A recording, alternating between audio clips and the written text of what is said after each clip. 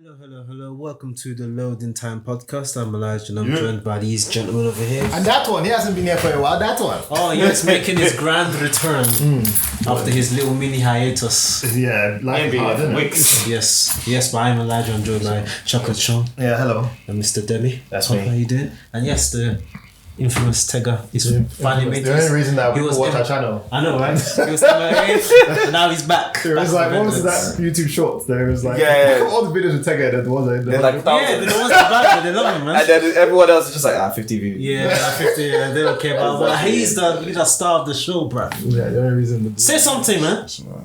Speak loud, John. Stick a claim. That's what I do, man. This is so annoying. I know, right? Anyway. Hashtag Learning Tab Pod. You can find us on Spotify, on SoundCloud, on YouTube, on Twitter. And yes, I think I've got on Apple. We're on Apple as well. Yeah, we're on everything. Yes, we're on everything. Alright, so we've got quite a packed. Nothing really happened last week, but there's loads. Last week. Last time. But now there's just like frick loads of stuff. Yeah. Cool. So first item on the agenda is probably let's start with the news. I will start with the unfortunate passing of Jason David Frank. Yes, who played most famously played the best Power Ranger, the Green Ranger. I remember watching that thing when I was little, and then when Green Ranger came, I was like, this one is he has a shoulder pad. Yeah, the shoulder pad, isn't it? Did you see the episode where they gave it to the Black Ranger? Did he give it the Black Ranger? Oh yeah, he touched his chest in it. Wait, I just want to remember like this when the Green Ranger came on. Was it Mighty Morphin Power Rangers? Yeah. Okay. And he was a villain at first, wasn't he? Yeah, he was made by Rita Rapunzel. What was her name? Rita something. Rapunzel. Rita Repulsa. That's I mean, you can't blame you. Yeah, everyone remembers a bit. Well, I only remember the white one. I can't really remember. No, there was. Yeah, you're right. There was one, but it's the same guy. Yeah, it's the same person. Yeah. When they upgraded or whatever. Yeah, because when they unfortunately passed, rest in peace. Everyone's like, oh man, the Green Ranger gave me some of the greatest moments in Power Rangers and stuff. Yeah, it was hype. It was a suicide as well. He was like the longest lasting Power Ranger as well, because he was. I think even up until like recently. Yeah, and even came back in Dino. Dino. What was it called? Dino something. That little spin off. It's weird because he went away for like a long period, and then he started coming back to do like the newer Power Ranger stuff. Yeah, because I was watching Power Rangers for a long time. Oh wait, I stopped. Is that every time a new one? I think up until Power Rangers Lightspeed Rescue. I think I would watch. When you say that, I think it was the dog cartoon. No, it was dogs. I used rescue to. Oh, I know what you're talking about. No, I used to watch. No, every time like a new one would come out, I'd be like, oh, let's see what this is about. And yeah, that's how I was. Did you ever watch the movies? No, not the old school. I only watched the Mighty Morphin one, which was the one with Ivan Ooze. Yeah. And then what's that? Yeah, what's that like so many times on repeat? Yeah, I used to love that film, and because the quality, you could just see the quality difference was so like But I think that was like more American, because you know how Power Rangers is actually like a Japanese thing where it's completely different in Japan. All of the fight scenes and stuff. All of it's not even called Power Rangers. Did it originate in Japan or America? Yeah, it's Japan. It's Japanese. Really? Yeah. So they just said, we'll just dub it. Yeah, is that what happened? Yeah. Well, it's not so much that they just dub it. And it's then a completely different. It's a completely different storyline to the one that we had, to the American one. But they just like all the times where they're in the suits and all of that stuff is all Japanese. Oh really? Yeah. I didn't know that. That's funny. Like Yellow, is it the Pink Ranger? Yellow Ranger is actually a guy in the Japanese one. But so you can see like when it's the American one and they're fighting, it's a guy in the suit. So you can see the bulge as well. Oh, is it? Yeah. That's weird. I didn't know that. Yeah. Why did it just? That's so weird. But is the one in Japan isn't meant to be a woman? Maybe it's meant to be a guy. No, I think it's supposed to be a woman. They just why did it? Because they're the sexist. maybe because the stuntmen were. Yeah. Oh, maybe the cuts were very good. The cuts were, and at the time they didn't have. Yeah. Maybe. Or maybe it was just a guy in the Japanese one. They just couldn't bother. Yeah, true. Said just rest in peace. Rest in peace, man. The best Power Ranger with your ninja flute. His knife diamond flute. We learned to play that recorder in school. Oh yeah. I remember that. Yeah. That was. You know another thing that kind of what's kind of funny that came out was Ash winning the World Tournament Pokemon. Didn't he do that a few? I thought he did. No, he won like the regional one, but I think this is like the world one where he's finally won. So is that the official end of Pokemon then? No, I don't think. Come on, they can never end Pokemon. They got milk. They're milking that cow. Yeah, but no, the official. The cow. Nah. Like for me, the official end of Bleach is when he. Yo, that's a good point. They might just start it with somebody else now. Maybe, but they've done that before, haven't they? But yeah, they even announced on like BBC and stuff like BBC. Really? Yeah. I thought it was a joke. I went on BBC and they were announcing like Ash finally becomes the Pokemon master. The very best that no one ever was. Jesus Christ, it's crazy. 26 years. The same can't be said about that video game, Sha. I mean, just recently. That is a good segue. Should we jump on that? Do you want to jump on that straight away? No. We'll come back to it. We'll come back to that. Second piece of news that I found out recently is Blizzard games are no longer going to be playable, or maybe it's already happened in China because of a deal that broke down between not Tencent. What are they called now? Are you sure it's not Tencent? It's not Tencent because Tencent. I think the company Tencent owns the company, but that isn't the trade. The deal didn't work out with. I have to try and Google it now to get the right names. But essentially, they broke down. They didn't really come to an amicable NetEase. NetEase. Yeah, they didn't come to an amicable like trade deal. So basically, like that just shut down like all video games in China. So no Overwatch, no World of Warcraft, there's no StarCraft, no Call of Duty as well. Call of Duty is Activision. Oh yeah, okay, no Call of Duty. Oh, damn. Like so many games are just like, nope, that's it. Wow. Instantly just got the basically. I think they gave them the deadline, but basically at this point, that basically it just dies. I'm sure there'll be some caveats, like basically, like for example, if you had StarCraft, you could still play StarCraft there, but you could play it online, basically. Yeah, but that's the only way people are playing. I know. I mean, you always do the old school way, just get your LAN parties, but like, yeah, it's seriously like that is just. Like, just think about. Imagine someone just said to you, like you know, I don't know, Zelda is no longer. Nintendo games are no longer available in this country. Like, wow. I mean, that's just like, what do you mean? That'll be, yeah. I mean, games like sort of like World of Warcraft or even, let's say World of Warcraft, you've been playing this game for 18 years. 18 years. And all of a sudden, can't play anymore. All your characters. No, apparently what's going to happen, they're not actually deleting stuff. They're holding things together. Because the guy I watched, he said that it doesn't look like this is like the full stop, like this is the end. They probably will find other ways to deliver the product to China, because China is like huge market for them. Yeah. Like huge. I think the only game that isn't currently dead is Diablo Immortal because of the deals. There's a different contract for that one. So Diablo is still going at the moment. But essentially when that contract ends, it could end if they haven't found a different way to publish. So they may go via Tencent and find something else, but like because they can't publish through any other they can't just do it themselves. They have to go through a Chinese business. It's just essentially it's just dead at the moment. It's just like it's crazy. It's just like what the entire it's just gone. You can't play it in that country now. It's just like okay, wow. And those people love World of Warcraft. Well, dude. Those people don't. I love China because you're like, yeah, you know. Yeah, it's just like that's what you gotta do about it. Video games. Like, do something about basically it. just like they're like old school like Nigerian people where they're just like video games are bad. So let's Nigeria themselves even like suspend Twitter for a bit. Yeah. But I don't know if is it still in? I think it's. I don't know if it still is, but that wasn't really because of. That was just because some guy's ego. No, that was because they criticized. Yeah, they insulted the president. Yeah, his ego. I don't think Twitter themselves did it, but I think they suspended. Twitter didn't. They limited his account or something like that, wasn't it? So Twitter were kind of censoring his account or something. Yeah, they were limiting his account. Yeah, and then he was just like, shit. Then he said, if I can't use it, none of my citizens can. That's a true leader. Wow, that's crazy, though. Amazing. But it's different for China, but still, like, it's wild. How one person can just say, You're just like, well, the deal broke down, so the game just. They're the president and the king as well. So you insulted me. Okay. China did stuff does like that a lot, where it's like you piss them off, like you did to NBA. You piss them off and they're like, okay. Yeah, China don't play around. They don't play. Remember Ozil as well. Remember when they banned him from Mesut Ozil, footballer, and he said something about the Uyghur Muslims. in China, and China's they just blacklisted. So China basically said that he can't, like, Arsenal basically have to do something about, or they will lose. Like, they won't expose Arsenal in China. I think that doesn't. They won't brand them there. Yeah. Allegedly, that incident kind of. They just throw their balls around. Yeah. And Arsenal just had to.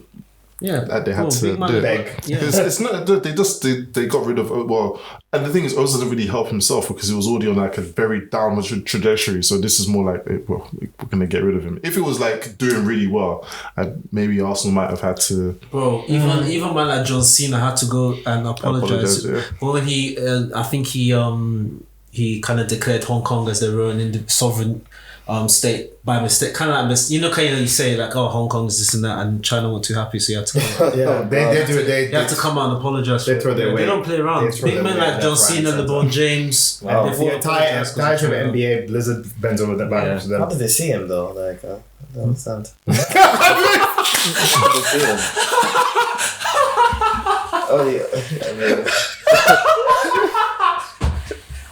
That took a second to sink in.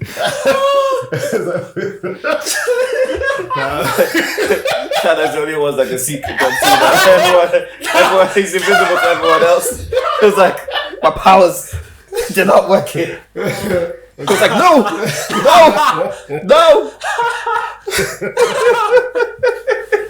Anyway.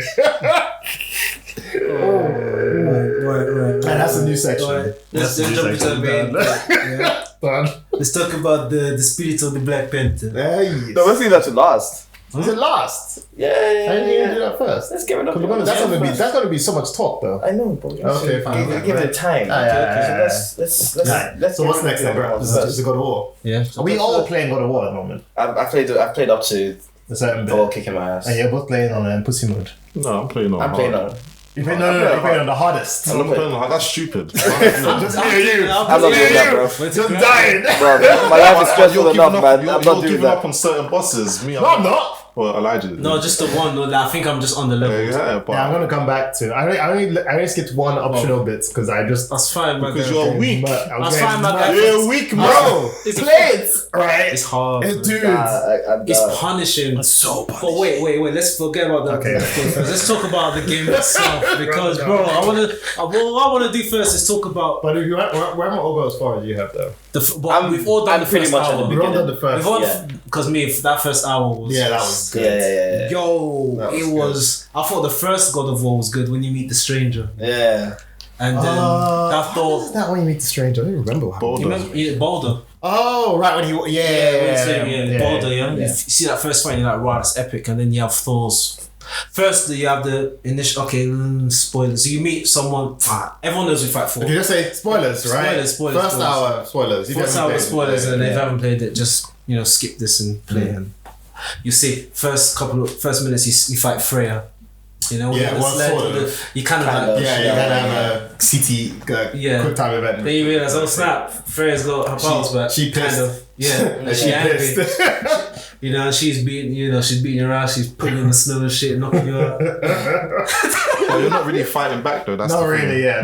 You're not really fighting back. You're trying not to like kill her basically. But it's the first time she's actually attacking you, directly attacking you because she wasn't able to do that before. When she stabbed you, I was like, this bitch stabbed me. And I'm like, in my head, I'm like, but it's kind of your fault. It's none of our fault. What you did to Baldur is completely your fault.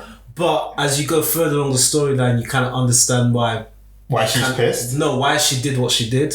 No, there's more context to why she did what she did. Okay. Because before I was like, no, you're just stupid. Like, why did you do that to Baldur? Like, you ruined his life just because you wanted to protect him. But as you kind of understand the knowledge that comes out and why she did it and things that she was told and things like that, makes more sense. Okay, all right. Because if the first time I was Italian, I was like, I didn't really have much sympathy for Freya per se because I'm like, this was entirely your fault. You could have just left him alone and he would have been fine. Yeah. But I know why she did it, and you're gonna see how. Without spoiling it too much, like you're gonna see how the difference between how in Greek mythology how destiny and predestination is done and how it is done in the Norse mythology. Right. It's quite subtle. I like the way they explain it. I quite like at the start where you get back home and then you just sort of things out and you're sort of seeing how Atreus has grown up and he's doing his own stuff. And then the door, the lightning happens or thunder happens or whatever. And I was like, okay, it's on. And then I remembered how the first game ended. And the first game ends, you get home, you just get home, and then there's thunder, whatever, and you open the door and you see the silhouette, and then that's it. It just ends. So in my head, I thought you'd start from there. But they actually, it doesn't, which is fine, which is good actually, because it's better this way. And then at first I was like, oh, this guy's here, okay. Then it comes, I'm like, it's fat. And then I'm like, oh shit, it's huge. And it's not just him, all of them are huge. All of them are big. And I was like, wait, are they all giants then? Because even his wife is huge as well. His wife? Kratos' wife. But his wife actually is a giant. Kratos' wife. Yeah, but she's a giant. Yeah. But I'm like, why is everyone so huge? Everyone is Thor is half giant, I think. Thor is half giant. He's half giant. But not all giants are huge, and not all giants are humanoid. But No, that's no, for sure. Is that part of the thing? Yeah, because you remember when they said the world serpent is a giant. You remember? But the world serpent is is a child of, what's it called? Loki. Well, in Norse mythology. But they've definitely changed it. Have they? Yeah. I mean, we don't know. Even Fenrir is also because Fenrir is supposed to be a huge wolf. Yeah. Well, in the trailer you see him huge, and the thing is, I haven't got there yet, so I don't know. I don't know yet. But he's supposed to be the child of Loki as well in the mythology. Oh, okay. Maybe the three there. Well, they're saying child, but you know this thing they kind of add more context to. And Loki's a horse or something. No, he turned into a horse once to have sex with a horse or something. The hell? It's like Zeus, isn't it? Zeus did the same thing. Yeah, that's true. Zeus is a fine horse. Zeus will turn into animals and sleep with humans. Just pretend to be other people and sleep with. That was in Blood of Zeus. I was like, that's literally really bad. Literally just rape. But fair enough. Back to God of War. And then basically like Thor comes in and he just sits there, and I'm like, what? Yeah, they're too cautious. Yeah, I'm like, this should be beef. I was like, why is he just chatting? What's going on? And you're looking at the face of the guys who murdered your son. And he's just like chilling. It's just like, I was like, okay. And it's so that scene is so tense. Yeah, it was. Yeah. And then the door knocks, and I was like, what? Who else was over here? What's going on? And then I was like, oh shit. When I saw the crows go in, I was like, oh shit, it's the crow father. It's Odin. Fucking. I was like, okay. I didn't expect Odin to actually like look show like up. this. I didn't expect him to show up so early. Neither did I. Yeah. I was like, oh crap, it's Odin. And I was like, oh shit. And then the whole thing happens, and then like when his was like, alright, don't take too long. And I was like, oh shit. And then I was like, how is this working? Is it like it just pulling me by my chin? What's going on? Well, yeah, that whole I mean, how many times did I die? Quite a few times. I died a couple of times. I had 3 times. Because like you have to learn his you just learn his patterns. Once you learn the patterns, it's okay, fine. but it's hard. Yeah, but it takes a while. But that fight was so good. Yeah. I thought the first fight of Baldur was good. This is like it's good. Yeah. So far.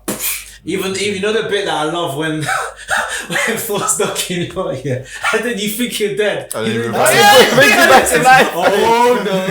I see it. But at first I was like, that's why I parried that. I parried that. And I was like, why is that? I died. So I was like, I died. And I was thinking, okay, time for me to remember his pattern and get him. And then I just get revived. I'm like, oh, okay. And then he beats you up some more. No, I beat him up this time. Did you? Yeah. You're not playing on hard mode, that's fine. I'm not playing on hardest mode. Yeah, hardest mode is it's a bit of a joke, to be honest. Yeah. When I started it, I was just like, I'm not a champ, man. I'm not doing normal. I don't play I never play on the hardest. I play on the one before the hardest. I'm not a maniac. Or I play. If a hardest is the only option there, then that's what I'll do. Yeah. But like when I played The Last of Us, both The Last of Us, I did them on the hard mode. The hardest one is grounded. I think it's the grounded one where it's like permadeath. If you die once, start again. You have to start the whole thing. Oh wow! Hollow Knight has a mode like that. It's either you start from the beginning or you have to start from the beginning of the chapter. Yeah. Oh, they're lucky. I think it's one of the two. I'm not sure if it's. I'm not sure. Hollow Knight, you start from the beginning. So see you in the last boss, like you're doing. You know the last boss. You die there. You go all the way back to the beginning. Allow that. No. You're only allowed the one death for the entire game. That's not fun. That's people that finished the game so many times that they just don't. Who's that guy that did all the Souls games without getting? Oh, he did. What 1, 2, 3, And no, he did Sekiro as well. Yeah. And Bloodborne. He did Bloodborne. And then obviously he did Elden Ring. Basically, Did he do Elden Ring as well? I don't think he did. Elden Ring is too much, man. That's too much. I think he did 1, 2, 3, Sekiro, and Bloodborne. I don't think he did Elden Ring. I don't even know how you do that. He said he did that. He basically, if he died once, it was one hit, isn't it? Yeah, one hit. Yeah, if he got hit once, he goes back to start all over again. Why would you go and punish yourself like that? I think at the end he was crying, Yeah. Oh, why would you cry? That's torture. I was just like, why would you put that on yourself to do that? They have so many different versions of how to finish these games. That it's just like, this is the maximum. I guess it's up a challenge. Play another game. I don't even know how you do it. They probably have to. Play a different game. I don't know. Oh, fair enough. If you do know the ring, you die once you go back, but like you go back to the all right back. So imagine if you've done 1, 2, 3, 4. You fuck up in Sekiro, both back to. And Sekiro is no joke, Having to memorize all those patterns, all those optional bosses, all those bosses all the time. I don't even know how you do it, bro. Like, because not even just if you do it on Sekiro, maybe. But Dark Souls 1, 2, 3, Bloodborne. Yeah. I think it's in Demon Souls, then Dark Souls, that's too much. I'm not doing that, bro. That seems like needless, but all they cried afterwards. But all I'm saying, I don't blame people that don't want to do the give me God, because that thing is punishment. No, because for me it's sort of like I've gone to habit. I used to do what you do, Tega, where I play the next mode up. But then after I was like, I played like the hardest mode in certain games. Or I played that mode and I'm like, still not hard enough sometimes. And like normal is just like, it's just piss. Hard mode right now, I mean, the hard mode is pretty... I'm God of War, the hard mode is hard. It's annoying because I'm fighting like normal mobs and I'm just getting... Yeah. Dude, okay, so that's happened to you and you're not even on the hardest mode. Yeah, imagine us. Just on the hard... Two shots max. Literally, you clear a room. Yeah. Right, you clear a room and you're like, I cleared the room. You go to the next room and there's like one less mob than there was before, but then they hit you twice and you die. And you're like, I'm just like, there's certain bosses that there's nothing you can do. Like there was one he does this. You know, there's when the red ring goes around the boss, it's on. You'll get hit. There's one red move he does. Like you have a split second to dodge it. Like he curls up in a ball and flings himself at you. Oh, I haven't fought that guy yet. It's like when you get to when you get to a certain spot you are, and I like. Whether I dodge or not is entirely luck based. Because if he moves around and if I can't see him past the angle, and if he does that move, there's nothing like I'm dead. Like literally. And it's not like it knocks you back to like a quarter life. It hits you with that move, you're dead, isn't it? So I spent the whole of yesterday. It might be like 30-40 minutes just doing that boss, and the stars aligned and he just didn't do the move around the time. He didn't do it on blind spoiler, so I was lucky. But I remember one time I brought him out to like this and he did that move, but I almost broke. I just I just had to hold myself like, fuck no. All of that, it was just RNG. It was just like, it is what it is. Yeah, because in a normal situation, that probably wouldn't kill you if you were. Yeah, sometimes he does it once, sometimes he does it 3 or 4 times in the time. It's just entirely luck based. Because you can't dodge. It's so hard to dodge that move. I was like, I know it's coming and I can't do anything about it. That's funny. That's what the thing about it is that basically it makes you really think about this kind of stuff you're putting on. Yeah, that's why I hear it makes you have to actually build your character. Yeah, you're like, because I know when I played in the hard mode on the last game, I end up building more health just so I can just survive. Oh, really? Yeah. I'm building like just strength now. I'm building strength currently now. But I'm thinking... But it might have to you start looking for all of those all those chests that give you the apples. Yeah. You will look for those runes. Because you will spend 10 minutes looking for those runes because there's a bit where like I'm about to go around the corner and I've killed things in this room already, right? And I don't even know anything's left. I go around the corner, a nightmare, the floating guy. Blow up my face and just die. And I'm like, I didn't even know he was instant death. I didn't even know he was there. I mean, I can survive if I have full health. But when you finish the room, you might hit him once. You're like, full health. I have 70% health. Literally turn around the corner. And I was just like, I just sat there like. You know you're trying to throw your ads in. Like, what? And then you just start like ducking dodge. Yeah. Please. And then you go boom. You die anyway because you timed it wrong. And you're just there like, oh god. And then because I'm on PS5, I have to wait for it. You have to wait for it to load. Oh my god! Why are you still playing? I gotta buy PS5, bro. Well, so far I'm getting by without it. So I enjoy it. Just like I was getting by without YouTube Premium, innit? Yeah, exactly. Yeah, barely getting by. But yeah, God of War was great. God of War was good. I love the fact that it's just not that. It's not even just the gameplay. It's like the story is so good. The story is really compelling. Everything from the first game is kind of folding into the second game. A lot of things make sense now. Yeah. So, question then: what do you think is going to win Game of the Year? Well, it has to be God of War. I think. Well, what other game is there right now? Elden Ring. No, God Ragnarok is better.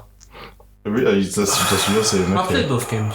Yeah, I know. That's the. And Ragnarok. I played both of them as well. It's not even. It's so interesting. Is like the discussion online. Well, obviously, the online discussions are always a bit. It's console or something, but because they're giving Sonic Frontiers 10, they're giving God of War. No, I thought that made it. No. Elijah, you had so much hope. No, but you look at. Do you know the reason why it's like that? When IGN is giving you 7, you know you have to wave that white flag. Just say yo, when IGN they're giving you 7, you know that game shit. Yeah.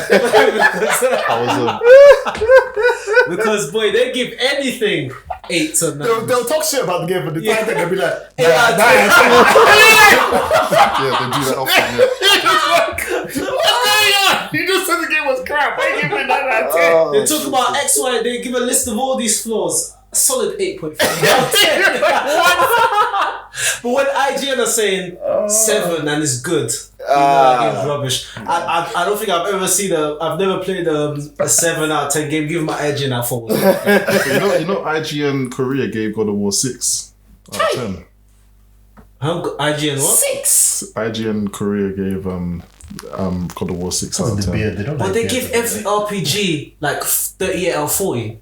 You know, Famitsu, I swear to God, I've seen every single Final Fantasy game being given like a 35 out of 40 or 38. What, in Korean? In Japan. Yeah, but Japan is different. They love that shit. Japan, I think. Even the rubbish ones. In Japan, they love they love God of War in Japan. So what did they give it then? I think I'm not sure, but I know that Korea gave it a 6. I don't even know how you can. I think just like it's different. I don't think it's different because it's the way people review. For me, I feel like there's a problem with the way people review games. What do you mean? In what context? People don't review. They don't have like a criteria of which I'm giving this game this point or taking away a point because this is like you look at the Metacritic score for Horizon Forbidden West and you look at the one for Zero Dawn. Horizon Forbidden West for me and for pretty much for everyone is a better game than Zero Dawn in every category. Maybe the story is just a bit weaker with the end, but outside of that, the gameplay is definitely everything is so much better. Everything is. In fact, that's probably the best looking game that I've played. Period. And that game got the same. It got I think 88 on Metacritic. On Metacritic, and that's around the same reviews, around the same amount of reviews. And it's just like, so and some people, this is how you know people don't review games objectively because one person who gave Zero Dawn a certain score, he gave it a higher score than Forbidden West. And you're thinking, what's the reason? Oh, because, Zero Dawn, when it came out, it was brand new, and this one is, and it's just like you can't. How can you review something based on is the game good? Yes or no? It's not. Are the mechanics better? Are the mechanics better? Yes. All of this stuff, you can't now. And I was worried they would do the same thing for God of War. Well, someone in God of War, there was a review I read, and someone said they complained because the game was too similar to the old one. And I was like, what? So I was like, but it's the same game. You don't have to revamp every single thing. But think about it. It's like when people, imagine, if you make things too different, people complain. Yeah. It depends how you do it, though. There's 2 types of sequels. One where you completely revamp everything, or two when you just really improve the first one. But that's generally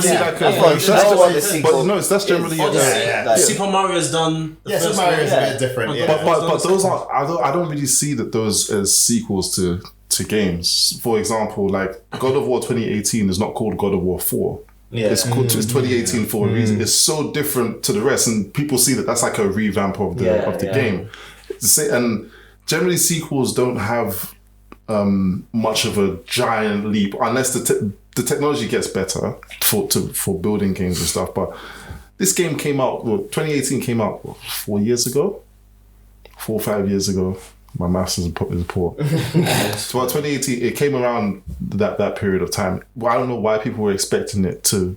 I don't know why anyone would expect it to be. The graphics going to be so much better. Gameplay's going to be so much. Everything's going to be like. I mean, the stuff is better. Because like what? Because my thing is a bit different for this. Because there's a game, Darksiders. You've heard of Darksiders before? Yeah, I've heard. I bought every single Darksiders. I was disappointed with the most recent one. No, sorry, I didn't buy the one where it's 2 players. Actually, I haven't bought the yeah. And there's basically you play each version of the Horseman Apocalypse, right? And the first one you play, it's very sort of Zelda-like, sort of. The second one you play, it basically builds on that. It's still the same, but they just improve on the things that they already have. The second one's like the best one in the series. The second one's the best one. Yeah. The third one, they completely just dumped everything. I just made it like made it a bad Dark Souls. So that's to me that's the worst one. I didn't even play the next one. So it was just like it changes too much. Where because I've jumped into this game because like it's like for example Devil May Cry as well.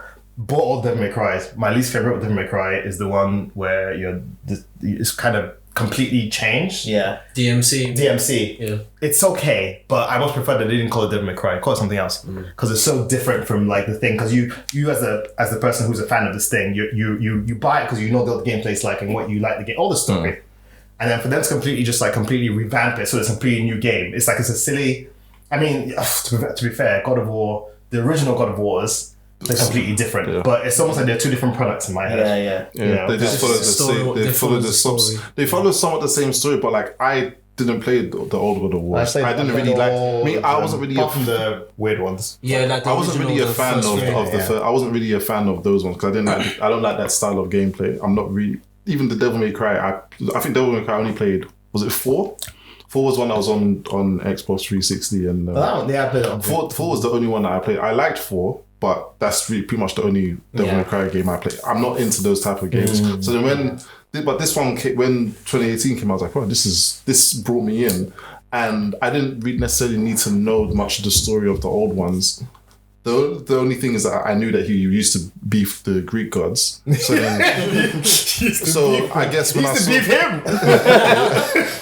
Murdered the but I know that he killed all of them, and then he. In the So that when they showed him getting the swords of the swords of chaos, I was just like, oh, that's like I knew what it meant. They were, but I didn't really necessarily need to know the whole story.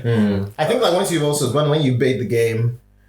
You made it very like go out 4 or 5 different games and just play like that, not kind of the handheld ones. Yeah. I think you can then start going out and doing it. But the thing is, they had to change it. Yeah, and a lot of the stuff that are in the first one, the same like kind of way the combat works, is still very similar to the new God of War. Only that you're basically from behind now, rather like you can't go and do jumping up combos and keep floating in the air. I mean, you can kind of do it in this one as well if you time it right. But You can juggle them, but you can't be in the air with them anymore. No, that was fun. That was funny. I think the gameplay just had to evolve. It had to, yeah. And it's a new era, really. So that it just wouldn't have worked, really. Is that type of gameplay still selling? Yes. Well, God. Yes. Well, the old school style. Yeah. Yes. Like Bayonetta. Nier. Yes. Nier was good. Like for me, that's the only game that's another game that I played and I enjoyed it. Yeah, because you don't like hack and slash games. I remember you saying that. Yeah, I'm not that You're not guy. Huge fan, but you like Nier. So. I like Nier. I didn't necessarily. Story, though. Nier was more so the story. The gameplay was good. Like it got fun, especially like when you start getting up in the levels and it's fun because it becomes like a bullet hell type thing as well. Yeah. But I think we need to let's move on to. Okay, we can rip Pokemon once again. Well, we can rip him for maybe 5 minutes tops. Okay. What the fuck did they do it? The thing is, like, basically, I didn't even know much. I knew it was out, and I was like, I didn't care because I don't play Pokemon, right? And then I started seeing all these tweets. And these tweets, I'm like, people are falling to the floor. Somebody found out that if you basically go up to a mountain and you, with your bike thing, whatever the hell it is, and you try and jump up the mountain, you can't, right? But if you turn around and jump up the mountain backwards, you can basically just be Spider-Man. There's so many bugs in this game. What? It's Sonic 06 levels. Literally, it's. I mean, that's what people are saying. Yeah. Like, what is going I'm looking at the on? box. I'm like, whoa! Like, how did you allow this From product? Nintendo. But do you know what the sad thing Do is? you know how bad it is when Nintendo are giving you full refunds for your Yeah, game? they're giving you refunds? they're giving refunds, yeah. And then you know They've Nintendo, never done that. Shite. but people are still gonna buy the game. They will, and they'll get It's refunds. the Just highest. to make jokes. Yeah, Yeah, it's the people who will get refunds are going to be the people who are into gaming that know that they can get refunds. Remember when we were kids, refund on a game, we'll just buy the game, we'll play it like that. We won't even know that it's a bug. We'll just keep playing it. That is true, to be fair. So they're not really going to lose much from it. I don't know, bruv, do you know how much that game knocked God of War out of the So God of War was number 1 in UK for box sales. Obviously, nothing really kind of sustains that tradition because God of War sold more than Elden Ring did in its first week. Yeah. So nothing's going to. You can't stay on that same trajectory. I think they sold over like 4 million or something in the first day. They sold more in the first day than 2018 sold in its first week.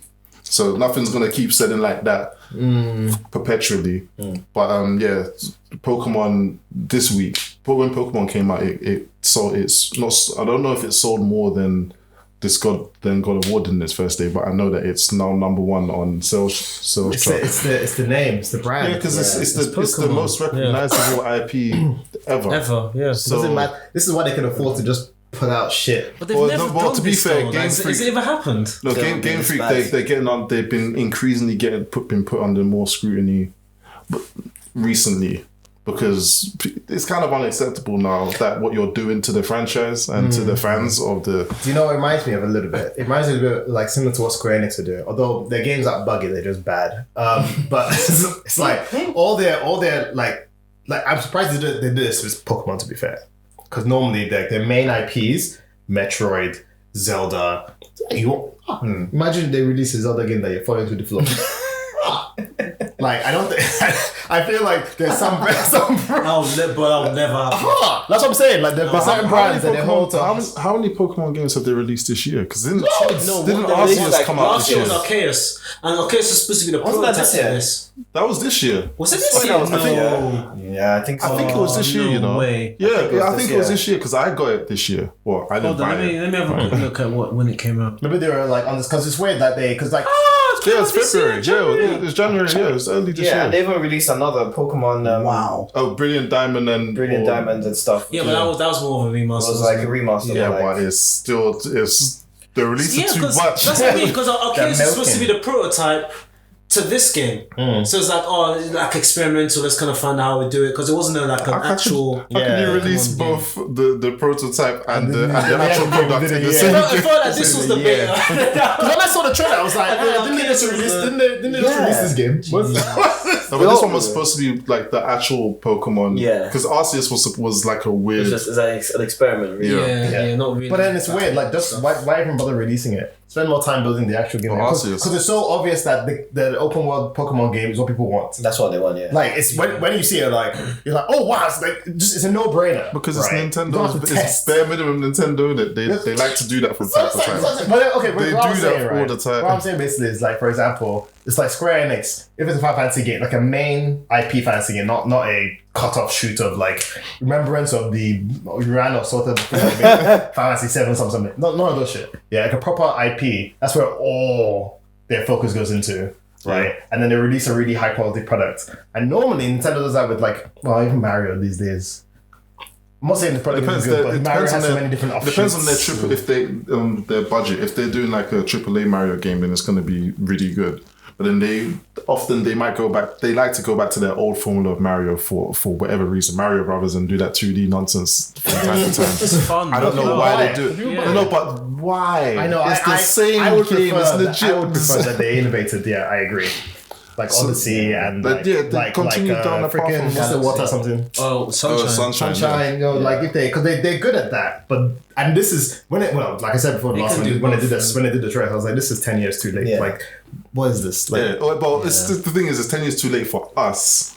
But Pokemon has like a lifetime of fans will come. New fans are being made every day for Pokemon because of the TV show, because of just how big it is. But for us who grew up with the cards and all of that, it's sad. For me, it's kind of sad because we were asking for this a long time ago, and then we grew out of Nintendo. Nintendo just it is what it is. Nintendo didn't still grow buying up. the console today. Nintendo.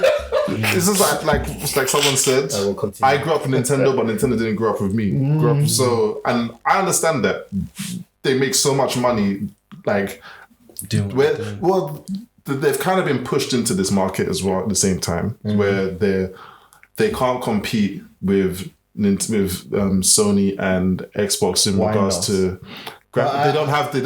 So Sony outside of being a game publishers or whatever, they are also a technology company. They have money to be able to make these really high-end consoles. Same with Microsoft is like the biggest one of trillion dollar company. So they have money to invest and make strong consoles. So are we saying Nintendo can't compete on that same front and make the same type of console. You know what's mad though? The Series S is like, isn't it cheaper? One of them is cheaper than Nintendo Switch. Yeah, it is. But you know how much money Microsoft lose on every console? They don't make a profit on any of their consoles. They've never made a profit on any of their consoles because they always go for power and they try to make their money back on software and subscription stuff.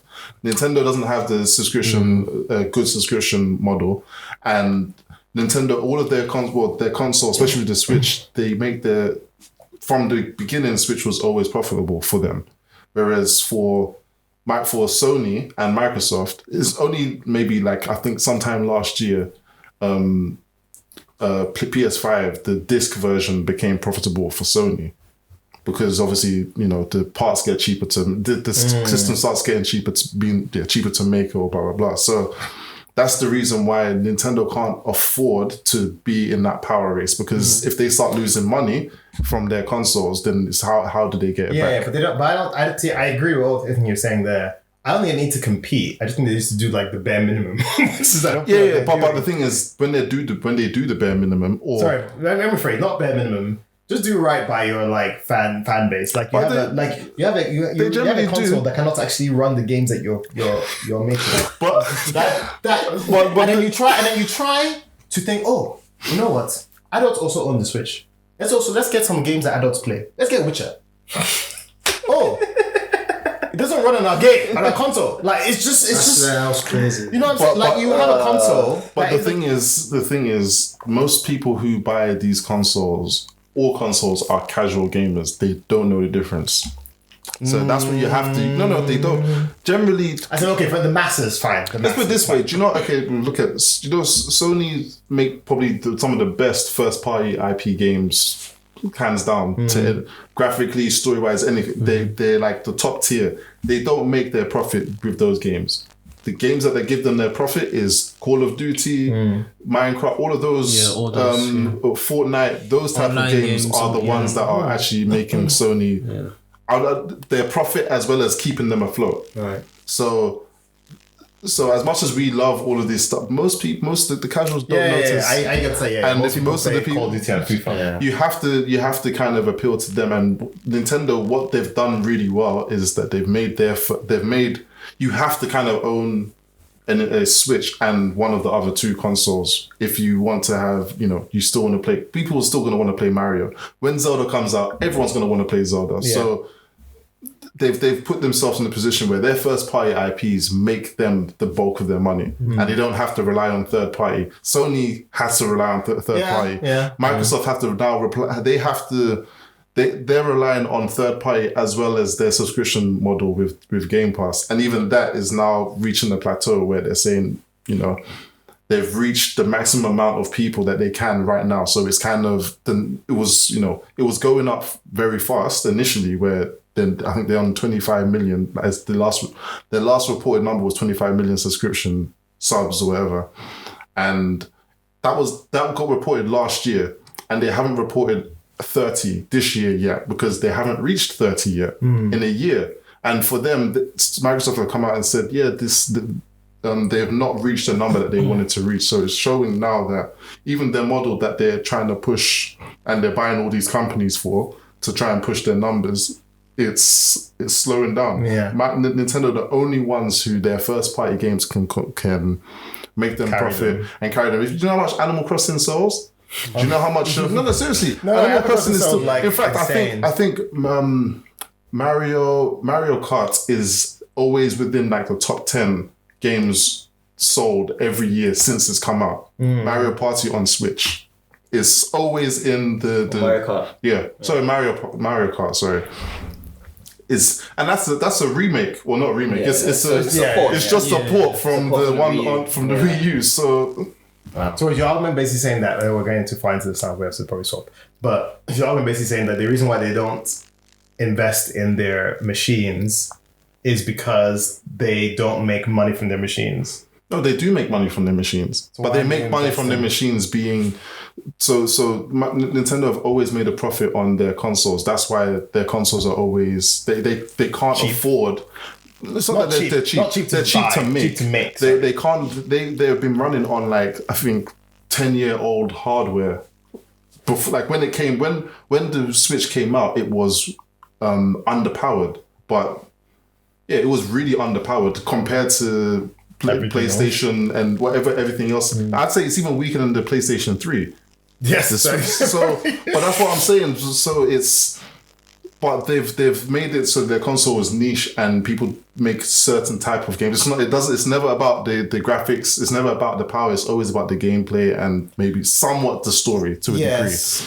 But that's why we're still now playing. We're still now playing games like a Triangle Strategy or Octopath Traveler and all of those games. These are games or even Super Nintendo games that are being kind of remade now. People are playing them again and enjoying them because they were good games. To be honest, I started playing Link to the Past again just for fun. See?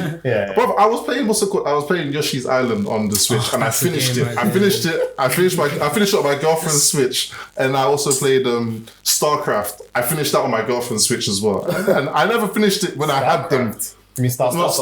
I was like, Star Wing for UK. Star Wing for UK, but yeah. Yeah. So I see.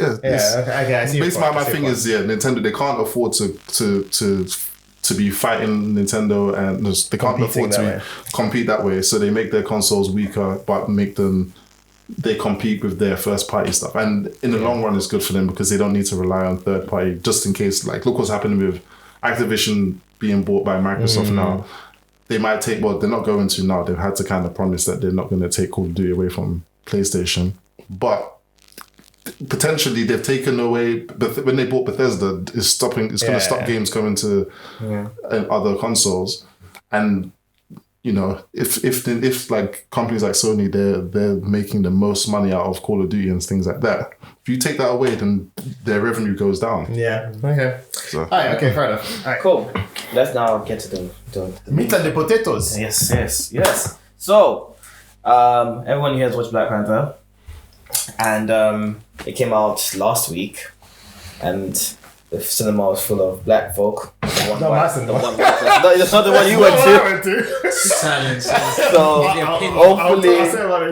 hopefully, like you know the emotion and everything, and the hype has settled a bit, maybe. But yeah, so I think we're just gonna go around and just say how we felt about the film, and then we'll talk about spoilers. Mm-hmm. Yeah. So let's start with Tega. Tega had a controversial opinion or something. I didn't like it. I thought there were too many black people. Yeah, man, there was not enough white. Like two white boys. My favorite film this year. Really? Yeah. Oh. I think this is a very good film, a very well made film, and I'm surprised how they were able to turn the script around and all of that after Chadwick's tragic thing. I don't know, the film just, even down to the sound design, like every time you would hear like some kind of jungle sound or something. But I don't know, watching it, I was just like, yeah, this sounds. I love the sound design, but my only complaint was that there wasn't actually Africans in it. I think Lupita was like the only African like person in it. But outside of I thought it was, but it was so obvious to tell that everyone was just American. It's the same thing that you said with the last one as well. The other one, they were like. But I didn't get. I wasn't as annoyed because they didn't mention other African countries. This one, like, remember the first one they mentioned Nigeria. Lagos. And they had they were talking about Boko Haram and these terrorists, and they spoke to the terrorists. None of them had Nigerian accents. It's like, come on, come on. I still don't understand why they have that really generic South African accent. Yeah, just Hollywood. I know accent. that. They all had like a bit of a weird forced. I did feel a lot of times it was like forced accents. It's always a South African accent that they use. Yeah. But I think it's because it's the easiest for them to understand. Yeah, right. But and to also to imitate. But I know that it's also because of. It's also because Nelson Mandela. So I think I read or I saw they were talking about Chadwick. He based his thing off Nelson Mandela, and there's quite a few similarities between. I think the place that they showed like a building that Nelson Mandela used to live in, and then they have like a tribute to that in Black Panther 2 as well. So I think they just have that link. Right. So and Americans, for them, it's just the easiest thing to relate to. So, but yeah, it was I thought it was done very beautifully. I like what they did with Namor as well. I really enjoyed this character. Even with that scene, when he was talking. No spoilers. His name is But the thing is, it's gonna be spoiled. Go spoilers. But I don't know, his war cry rally thing, even me, I was watching it as a black person, I was like, I might have to join this side, but I enjoyed it, and I thought it was I really like Namor's character. I like do we call them Atlanteans? They are Atlanteans. They didn't call them Atlanteans, but pretty much. I'm wondering if they didn't do that because of the Aquaman movie, but I don't know. Maybe. Because I was waiting for it, and then I was like, Talocan, what the hell is this? But anyway, And I like how they contrasted their gods that they believe in, and they like Black Panther. They basically just made Black Panther and Namor's people. They're just the same type of people, just different races. Which I enjoyed. For some, but I didn't understand why they didn't have like the science in Talocan. They just had the artificial sun outside of that, which is usually that's science, right? Science, that is, but they were like, but they didn't go into it in the same. But they are underwater, so I mean, how much they can make it? They made the sun, bro. But I mean, the tools are different. That's thousands of years. To be fair, they're already naturally stronger because essentially all of them took the the old descendants are basically just But I liked how they looked. Well, Ryan Coogler really looked into the Mesoamerican stuff, because I remember when they showed them playing that game. I saw that. And I remember I was like, they've added this in. I remember reading horrible histories years ago about the Mayans when I was in primary school, and it had that game. I was like, I like the way they did that. Yeah. And I think it was in Road to El Dorado? Yeah. I love that movie. It was just a good film. I liked the tribute that they did for Chadwick. Yeah, we'll mention that on later, actually. But it was I had no actual complaints.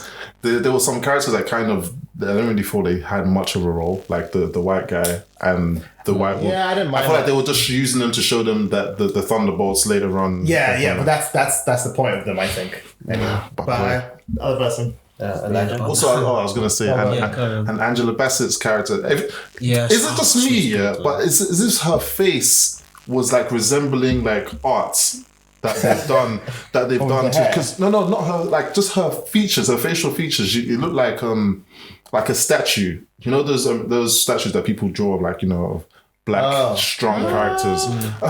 If you look at her face, her like cheekbones are so pronounced, and it comes down like just perfectly, looking like she's one of those Egyptian thing. Yeah. Maybe. And she was like built like that's what I was saying. The shoulders. Do you remember when I was saying it could be that her mum might be the new Black Panther? I said it before in the group, and then when I started seeing her like physique, I was thinking, oh snap, they might actually do that. That butt can't fit in that suit. Yeah, she's looking fine though, I must say. I was like, man, she's aged gracefully. And then even some of the I like the thing. I just like the casting as well. Like even Michaela from Michaela Cole. Yeah. I was like, I don't know what it is, but as the years have gone past, her face has been getting more peculiar, but like in a good way.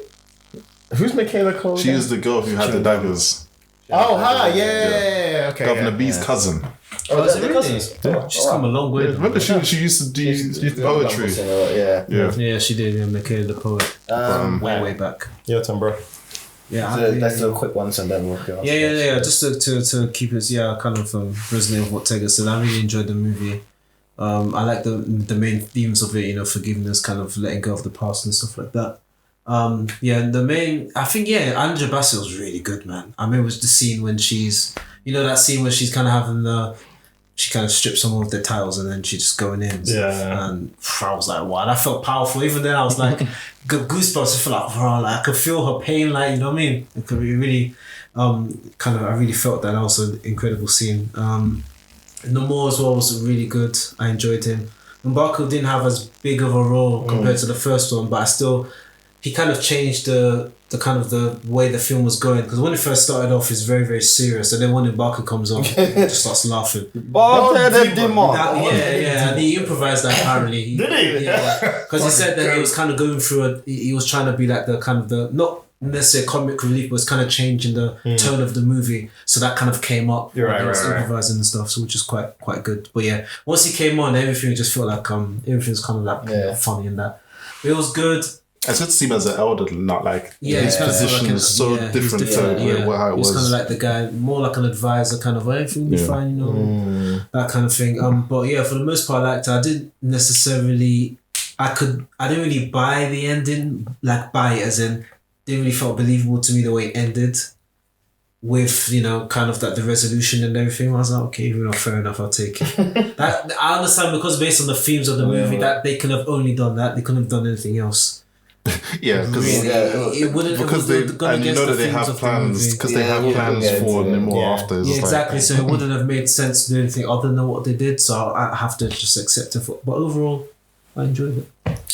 Yeah, I sort of, when you guys were watching, because when you get home and you watch a Marvel movie, what you say is like, when it's good, you say watch it. When it's not good, you go just see it. So you were like, watch it. And I was like, okay, it's good then. And then when that's so true as well. That's what he does. That's what I said with food. He does it with food as well. He does it with everything. Oh, is it? Okay. Because with Thor, you were like, just go watch it. Just watch it for yourself. And I was like, oh, it's gonna be shit. Anyway, so like, there are a few things about that movie that like, I was like, when I was watching, I was just like, okay, let's get into this. And then when after the scene at the start where, without saying spoilers, but that happened, and then the Marvel thing comes out and it's just like dead silent. Oh yeah. And I was just sitting there and I was like, it's dead silent. Nobody said a sound. The one I went to. The one I went to, there's people there's some with the torch. And I was just looking at when literally people were just doing the when the went dark and then the thing started saying, the entire cinema just went silent, and I was like, serious, this is £20. and then the Chadwick basically showed every single bit. Yeah, I was like, this is really well done, and it's just fucking silence. That was dope. And I was like, I bet you, for that freaking cinema we went to around your area, we were talking shit. We were talking shit on that whole thing. Good point. It was just, I was shocked. I was like, this is really good. This is really respectful. I like this. And then the story goes, and I'm like, there are bits about the thing. Like, I felt like the acting was good by certain people, but I think some of the, like, for example, the bubblegum woman, I remember her name, like Kayla, there are bits where I felt like her acting wasn't as, she's a good actress, I know this, but there's some bits where I felt like acting wasn't as good because of the accent.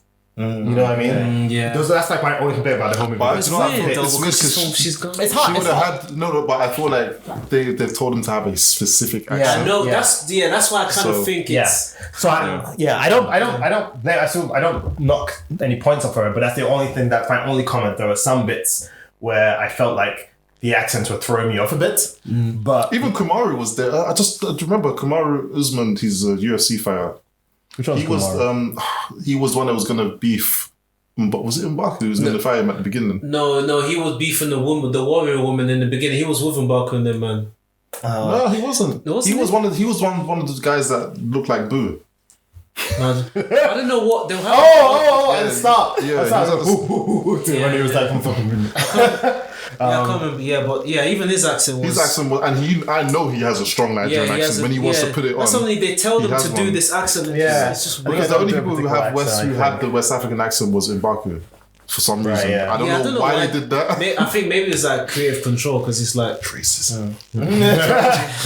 But it was like it brought the same sort of emotion when I watched the first one. Where I was like, just sort of like, yes, this is good. But it's basically the original Black Panther with a good story.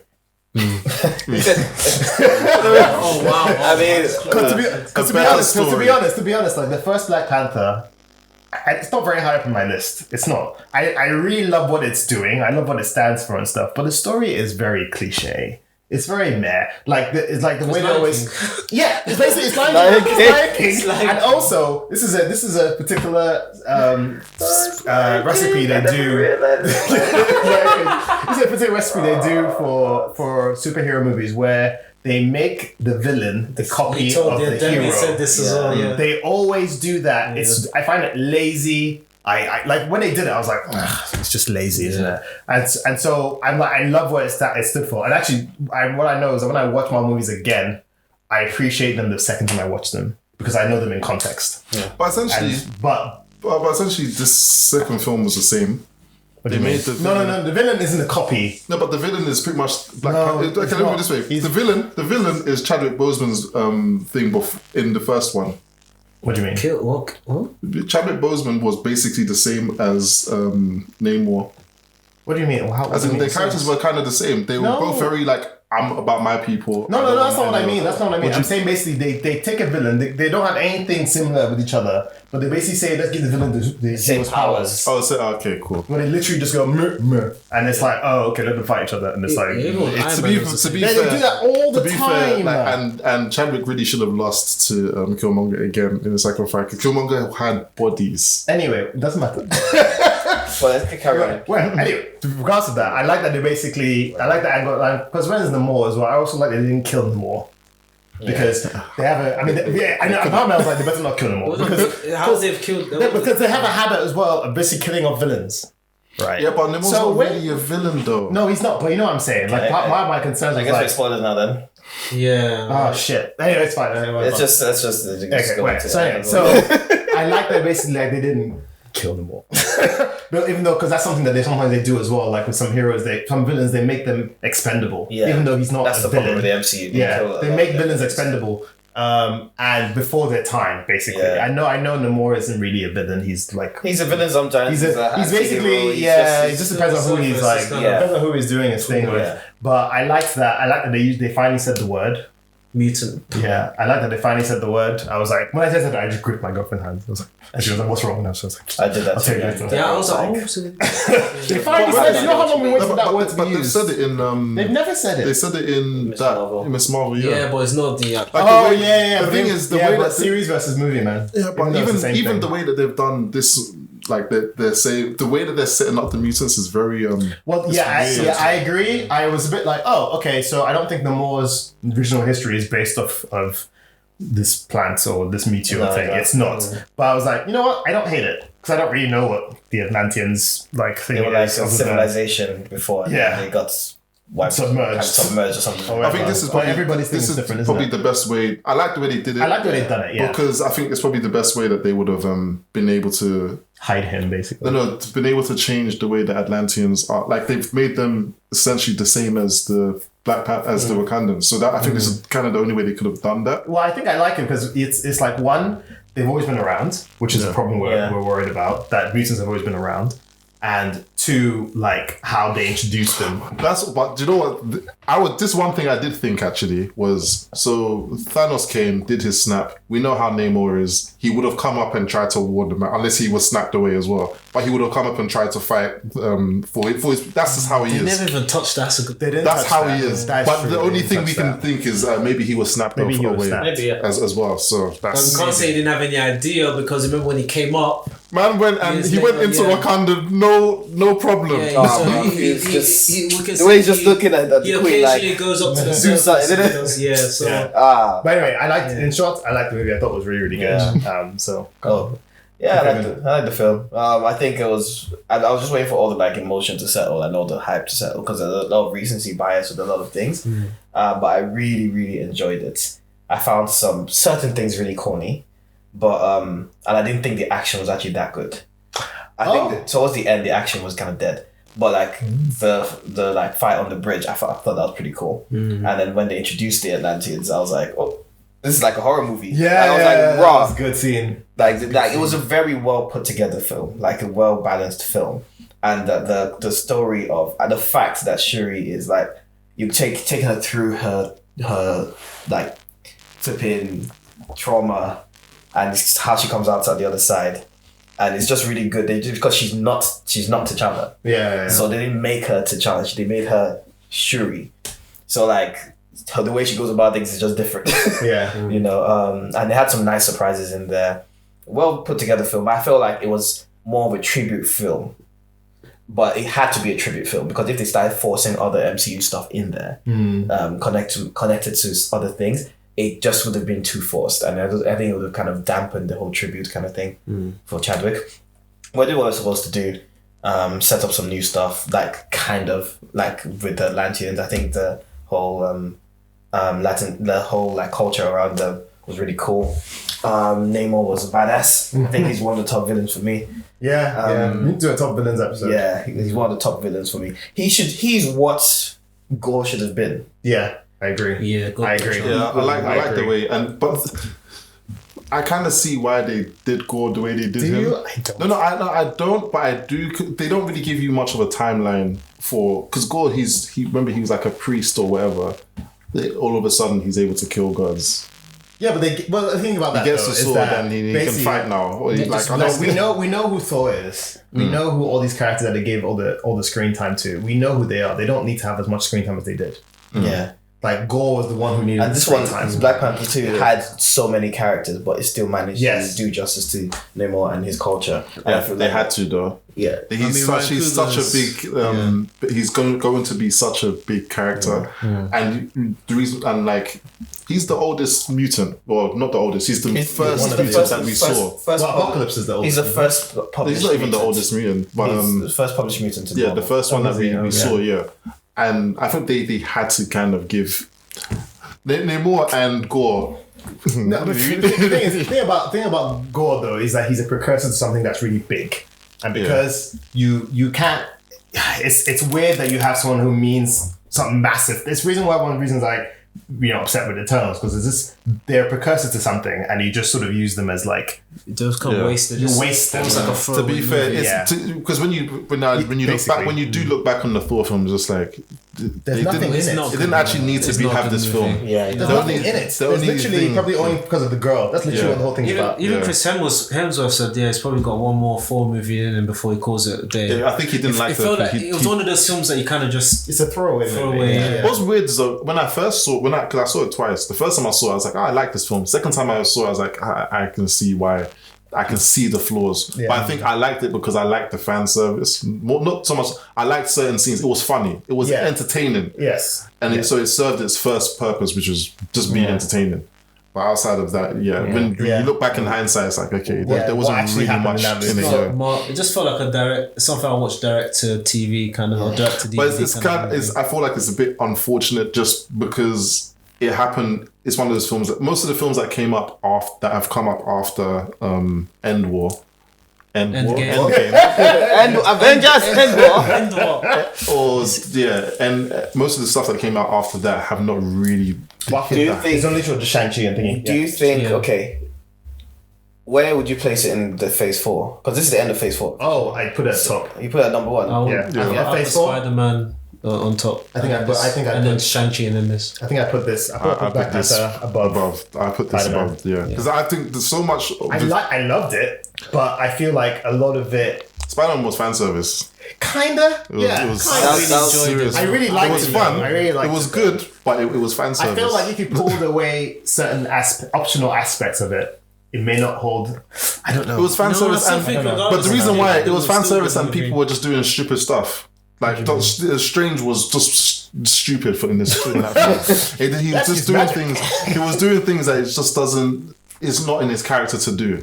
And they did it all for the sake of. They kind of like made his character dumb just for the sake of. Not dumb, but reckless. Yeah, and Doctor Strange is reckless though. No, but not. He's reckless when it's things between life and death. He rewound time to fix an apple. He did do that. That is true.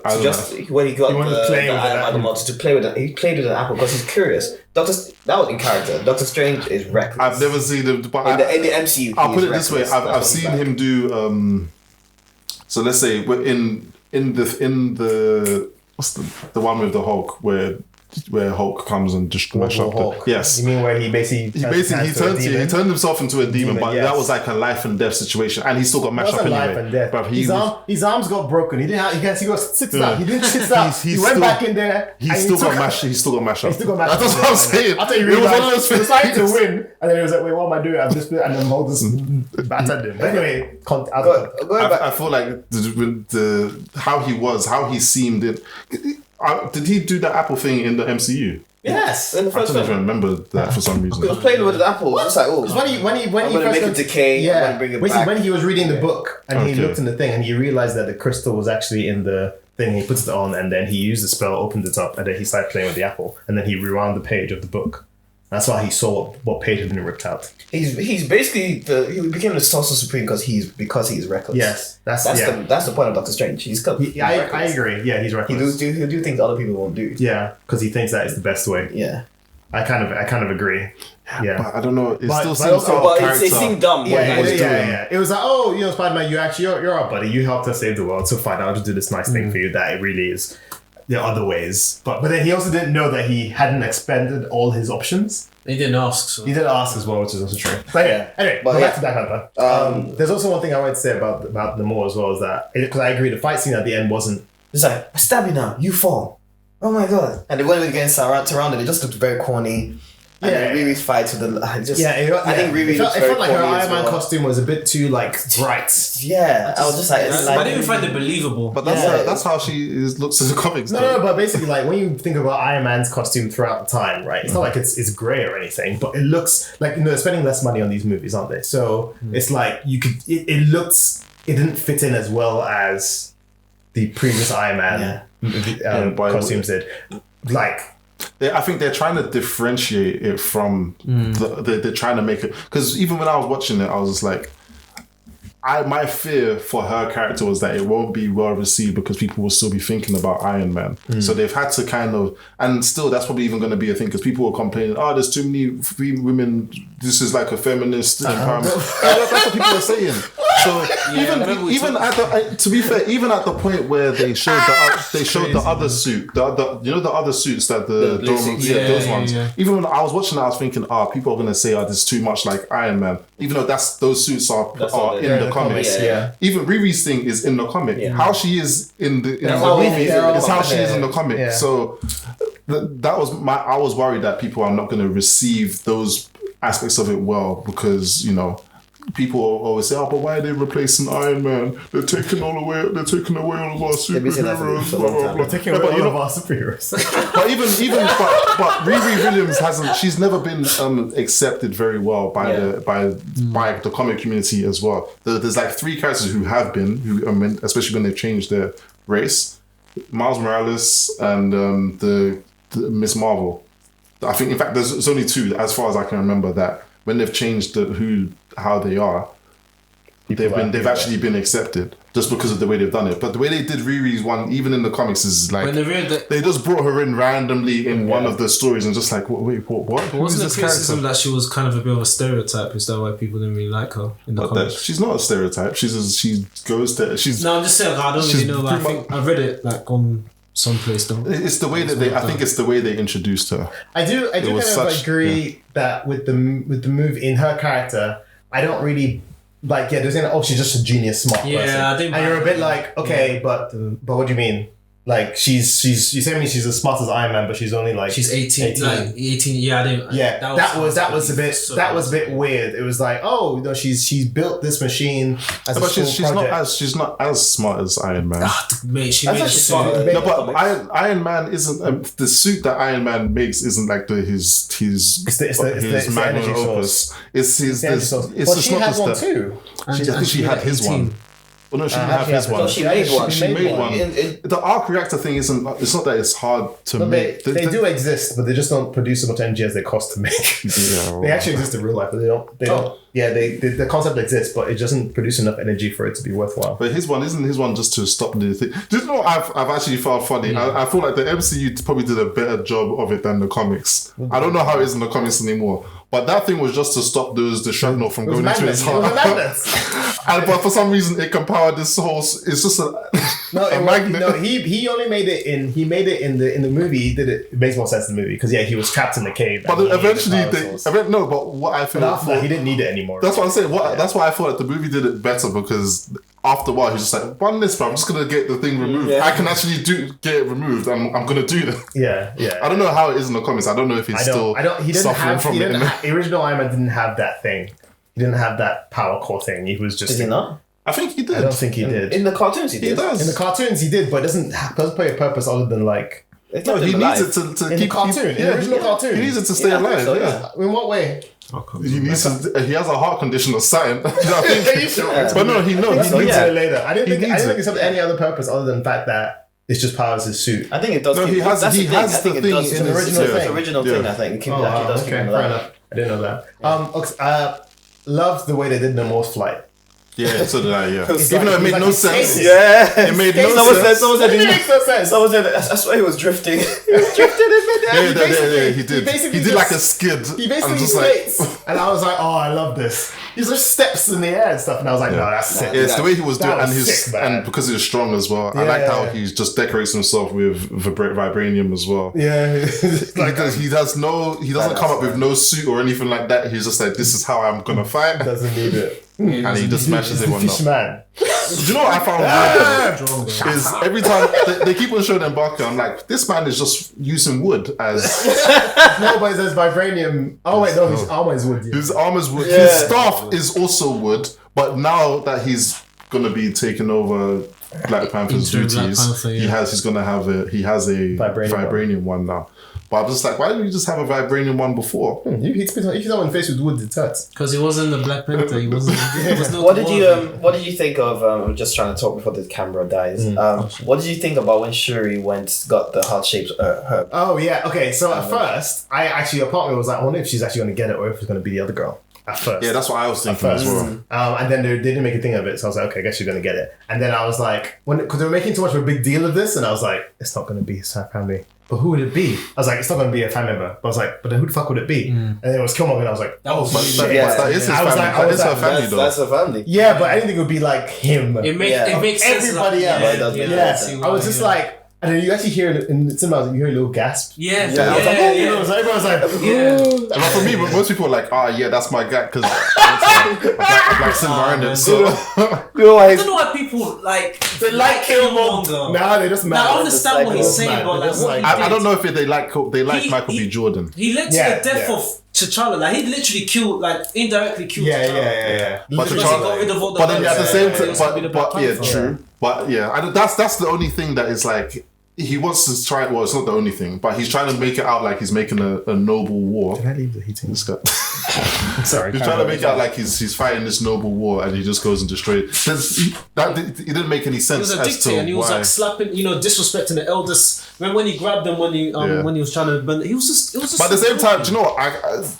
His anger towards Wakanda is very understandable. Yeah, I understand it. Them man they killed his dad and just left him there. And I love everything he says is correct as well. It's like your dad, your dad would have killed her. Yeah, exactly. Yeah, he's like, your dad would have killed him straight. Killed her. He killed his brother. Why would he kill this girl? Like, and your dad was basically doing exactly the same thing that Namor was doing. Yeah, exactly the same thing. So and she still got the powers after that. Like, so it's just like. Does the thing stop you from getting? It doesn't stop you from getting powers. No. When she was getting powers, I was like, you drank it. What's wrong?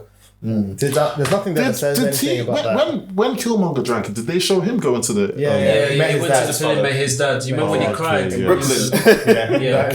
Okay. How can his dad be in Brooklyn in the ancestral thing? No ratings. Well, I know before the camera dies, let's talk about the ending with the ending fight of Shuri, like Shuri sparing Namor. When he saw that bit, I was hard. I didn't really buy it. Why didn't you buy it? Because he was the one getting mashed up. He's the one that's getting mashed up in this scene as well. Yeah, like come on, like when you think about it, you've lost each other. You've lost your mother. Was killed by Namor in cold blood. Remember when he says, "Oh, Namor, you're dead," and then he runs off. He goes, "You're the queen now." You're the queen now. Namor, you're dead, and we'll come back and do this again.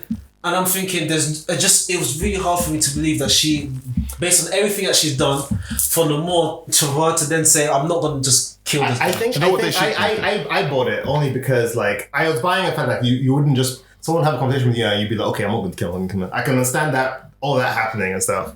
But I think because of her position, it's like it affects more than her. They should have shown when they were doing those flashbacks. They should have shown when M'Baku was talking to her. Exactly. Because that would have made more sense. Because obviously they see Namor as a god. There's going to be perpetual war. And I think that is what she would have thought about as well. That I want my revenge, but at the same time, is it? Yeah, but it's also a play into the fact that she's not spiritual, right?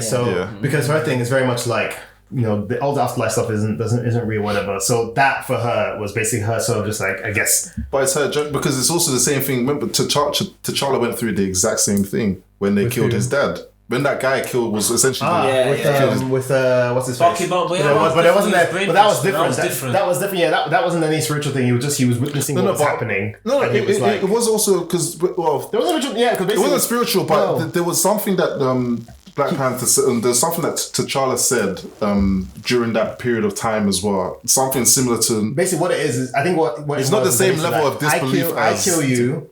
It's like I kill you, someone else will come to get revenge from me, and it's just perpetual. It's an unending cycle, basically. Yeah. It's just that's what it is. It's basically like revenge just begets revenge, begets revenge. It's just like someone has to basically eventually. Yeah. But to be fair, if they killed that guy, no one would have come. But they're not meant. These people also aren't meant to be like. They're not supposed to have the normal wills of the common folk. They're superheroes, right? So it's like having to always like sacrifice their own needs because of. Because most of us, in the most common sense, would have just killed the guy because it's like you killed my mom. You killed there's so many reasons why you would just do it. You don't even think most nations from the very beginning. But also at the same time, if you've never killed someone before, the first time you do it is like I'm sure she killed someone before. No, who? And she was fighting. She was shooting people with shockwaves. She was killing those aliens. It's fine when it's killing aliens. It's fine, but when it's killing aliens are fine. You kill ants. You don't think anything of ants. I just feel like it was eat chicken. Even when they were coming back with Namor, and then everyone was like, "Oh, we've won." I just feel like the Wakandans wouldn't have accepted the truce because they know that Namor murdered their queen. I think that's what. Based on the film, though, like we didn't see much detail of the aftermath. Like I think if they were going, you said that they're going to make another film at the end of it, and I think that leaves room open to them because the Americans said we're going to destabilize Wakanda. Yeah. So that leaves room for them to be like, okay, Wakanda doesn't. I mean, the Americans don't know about the Atlanteans and stuff like that. But like, there's people. They do know. They do now. They bugged the phone. But yeah, they have more reason to be like, okay, there's people in Wakanda that, especially like flipping, what's her name's husband, Daniel Kaluuya, who's still in prison. Yeah. Like there's people there that don't agree, that wouldn't agree with it, and so you can just kind of destabilize it that way. But like that whole thing about like, I really like the whole thing about the Americans or the Western world always trying to take. Because it's actually that's real. That's real. Yeah. But that thing was so. I'm looking at it like, why do you guys do this to yourself? These guys outclass you in every way. You still want to go and try and find vibranium. But that's what they've always done. It's what they've always done. They'll try. But usually, how can these people with spears stop us from taking out Purple Rock? Basically, they didn't even attack Wakanda. They attacked the place they assumed was like unguarded. Yeah. Yeah. And they so there you go. And they got mashed. Oh, yeah, one last thing before we jump on this, the post-credit scene. Post-credits, yeah. Oh, but there wasn't a post-credit scene. There was. With the child. Yeah. I don't really. I didn't see the point. You know what? It was. I think the foreshadowed. It was nice. I think it was good. It was nice. It was like, but I don't see what it means anything in relation to like the future of story. It just seemed like a nice thing. It was just like a tribute. It's nice. Yeah. Basically, they didn't need to do it. You know one thing I like about this movie as well? What? Lizzie cried, and I was like, "Ha! Finally, I got you. Got the tears. Got you. I got the tears." Deborah was crying. I never felt like maybe I just got caught up. But maybe the end was touching, but I never. Yeah, I don't know. I didn't cry. The end, I was just like, why? When he's just like, I'm T'Challa's son, I'm just like, I beg. I wanted Storm, and that's what I wanted. I wanted. It's true. Canonically, that's so. I wanted Storm to marry. That's what I wanted to see. This child now. This. I don't want. I don't even remember is it Nakia? I don't even remember her character that well. I just thought that she was very good, like very good spy. Yeah, that's it. But outside of that, I'm just like very good, and she's buff. Yeah, she got thicker now. There was one picture that I saw. Yeah, I tried to send it to the group chat, but I didn't save it. I'm so annoyed that Peter stands. Well, you know, I like that. The scene made sense because they kind of foreshadowed in like the second scene in the movie. Mm-hmm. Yeah, when Andrew Bass was like, I need to tell you something, and then when the movie, that's what. And then the reason why she left and then she never came to the funeral makes sense. It does make sense. So I like how they kind of. Well, she had a child out of wedlock. That's not very African. That's all I'm saying. That's not very African. Venus isn't very African either. I saw him saying. It is. I've got a secret. Can you keep? Yes, I can keep a secret. Yes, I'm not. My Haitian name is so and so. But my real name is Nick Cannon Jr. So rude. Do you know what I did like? Yeah, I liked that. I did like when they gave him the same name as the guy who liberated Haiti. Haiti I respect Haiti so much. They've been through it, boy. They've been through it, but they're the ones who fought for their independence. They mashed up the French as well in their way that they did it, and the French had to go. It's the reason why Haiti is the way it is now is because of all the sanctions. The consequences of them revolting, winning. Basically. So when things happen, that's with France. Anyway, let's not let's bring it, bruv. Nah, bruv. Let's not do this. It's not that kind of podcast. One last thing. Wait, how much time we got left? I want to shit on Tokyo Revengers for a bit, man. You have 3-4 minutes. I have 3-4 minutes to talk about how shit Tokyo Revengers. I don't know. None of these guys have read it. But I've read it. I finished it as well. You finished it, right? You finished, bro. The end was bad. Do you know when it should have ended? Kisaki's death. That's when it should have. I don't think I'm spoiling it. It's not even worth not holding back. The guy in the glasses, that guy, that 4 Eyes guy. Once he was out of the picture, that's when it should have ended. Honestly, it should have just ended there. They have the wedding, boom. And it would have been like cool. Then they wanted to come for this dark impulse arc. Mikey having this dark impulse. Yeah. Because his brother went back in time, killed some guy. Then you find out you didn't even need to kill him at all. You could have just asked him for his powers and he would have got. Oh, really? Is that? Yeah. Yes, because remember when they think Takemichi died when Mikey used his dark impulse to kill him? Then they both get the powers. Then they both can go back in time. So why did you kill that hobo in the first place, Takemichi and Mikey's brother? Why? You didn't need to. Just ask him what you need to do. Just ask him, say please. Yeah, but it was the hobo who said he has to kill him, though. Yeah, but it wasn't true. But he didn't know. How would he have known? How would he not have known? So it's just his cycles of just killing, like his Mass Effect 3. You know when the Reapers come and it harvests all the guys. It's like a cycle of harvesting. How would it's he a have cycle known? of killing How people. would he have known? He was desperate. It's not. I agree with you. It was a whack ending. But all I'm saying is that. It was so dumb. It's just that he wouldn't have known. If the homeless guy with the power, what I found, the dumbest thing for me, the dumbest thing for me was that a homeless man said, a homeless bum says, I have powers to go back in time, and you believe him, and then you go and kill. That for me is the dumb part. Commit murder. Exactly. Some random guy will just come to you.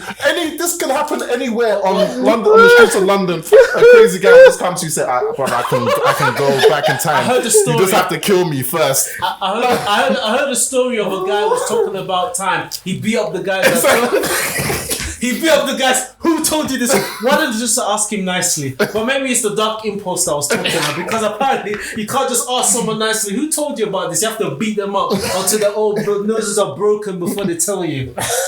Bro, that eternal reality is trash, bro. You know how funny it is to hear this kind of stuff? Somebody you don't even know what's going on. The whole ball. You don't even need to know. That's what I'm saying. Just look up. It's fucking trash, bro. No, I'll say. I don't even care what's I'll say you should read it, yeah. And then just so you know what it was. Because the thing is, Elijah's just hurt by the ending. That's what it is. For me, yeah, I was... This how it was in Game of Thrones. When I was reading it, yeah, I was reading it and as it was getting towards the end, I was just like, yeah, this thing is falling off. And I was just like, as I was getting towards the end, I was like, this thing is... but bro, come on, that's some emotional moments, you know? There was touching moments. The woman in the van, when you're like, you're thinking, she's saved and everything, then you know, that thing happens, and you're like, and he's crying, so I'm gonna save you. Yeah. That bit was so good. To be fair, when people died in that thing, I was like, like they actually died. They died and they never came back. And then the thing that really just killed it for me is like, the guy that you think is the main antagonist that's caused all this mischief, all this grief, everything. The man that was kind of I still don't even understand. The man that's killed his best friend, he's killed so many people. He comes back and he's like a good guy in the end. He's all happy. He's chilling with the main attack. Yeah. This guy killed so many people. He led to the death of so many people. Even one of the main protagonist sisters, he caused the death, and he's coming in there like he's one of your boys. I'm just like, but when he came back though, it was, remember, it's not the same. It's the same guy, but it's not exactly the same guy because they've gone back into the past, didn't it? So they changed his whole system. It's so dumb. We're done. Tokyo Revengers is shit. Don't read it, man. Just watch that first season and be done with it. There's no need. Just eliminate it from your memory. Mate, I can't believe how that thing ended. I'll tell you, Elijah's just hurt from the ending. That's what it is. No, I was just thinking, maybe there's a plan. Let's just see how this goes. And then the further it's going, I'm thinking, this story's getting a bit mad. I'll say one last thing actually. For me, when I started realizing that the story is when Takemichi never got like strong at all. Like you're reading it, you're thinking at some point you're a gangster, or you're one of those Japanese gangsters that all of them know how to fight, and you're the weakest one. At some point, you're gonna get enough. You're gonna have enough of getting banged up every time and learn to fight. He doesn't learn to fight. No. Correction. He doesn't run to the end when he beats off the strongest guy in the entire series. He still dies though. He still gets shagged up by him. Because he let him die. He literally let him kill him. He could have predicted all of his moves, but he said, just put all your hatred on me. Yeah, that was dumb. So wait, you would accept yourself to die. The main character dies. He dies and goes back in time. So he goes to another timeline. By the way, so he was killed, and so technically, let's wrap up. I have to drive somewhere. Trash, bro. It's trash. Hashtag another time pod. Hashtag another time pod. Tomorrow, today's episode is don't read Tokyo Revengers. Nah, man, just do that real quick. Madness. Find us on Spotify. I'll be on this podcast platform, Twitter, and YouTube. I'll never get that time back. Oh my god. And let us know what you think. To see you next episode. Ciao. Shit. You should just make that like a YouTube short.